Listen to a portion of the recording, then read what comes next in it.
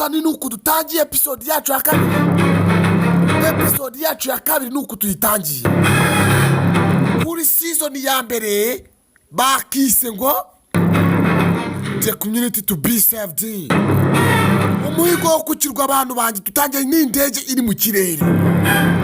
Indege ubugiri kugenda imeze neza kuko twatangiye episode ya mbere twabonye abantu bicaye mu ndege.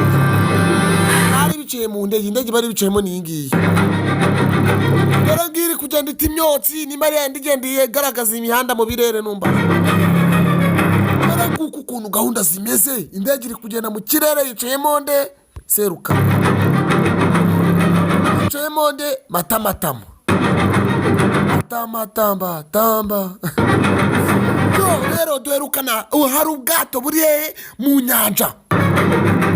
Umuraba wari umeze nabi cyangwa se umuhengeri ubwato bwenda kurohama. Numbaze ngo abantu baburimo ukuntu bameze nimba byabacanze reba nanjye ndebe. Ntabwo baratangira kuvuga n'abantu twabonye ntibavuze.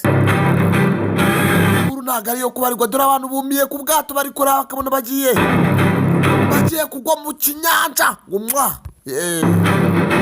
Buriya rero hano hantu harimo amafamili abantu. Hanyuma n'aya mazi ntabwo abantu bemereye kuyanywa.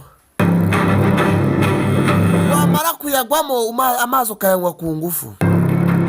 Turi mu mvura, imirabyo yabaye myinshi, imihengeri ni myinshi, ijandwe ryajwandanywe. Yego ko indege nayo reka sikwiri kugenda hejuru. Bivuze ngo bino bintu byose biri mu gace kameze gate kamwe.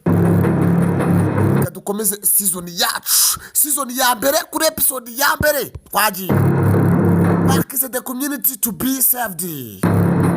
Umuhigo kukirwa ese indege iraza guhigwa gutera. Reka dukomeze bantu b'Imana.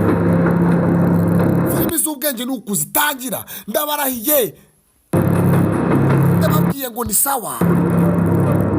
Reka dukomeza filimi kacu bantu banje bantu b'Imana.